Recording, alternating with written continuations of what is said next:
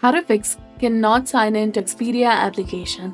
Hello everyone, welcome to our another video. Today we'll discuss on how to resolve sign-in issues with Expedia app. So first of all, you can restart your device. Often a simple restart can resolve many issues. So to restart your device, press the volume up button and then the volume down button. And next, then press on hold side button and then simply restart your device.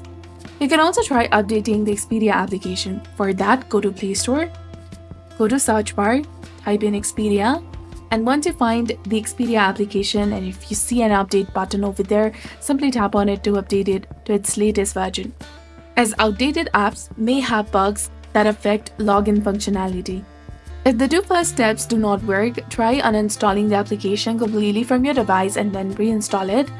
To uninstall, press and hold the app icon and select uninstall. To reinstall, go to App Store or Play Store according to your device, search for Expedia and reinstall it from here. If you're still unable to sign in, try accessing your account through the Expedia website. If you can log in there, the issue may be specific to the app. In that case, consider contacting the Expedia support for further assistance. As a last resort, you can reset your account password. Go to Expedia website or app and then go to your account section.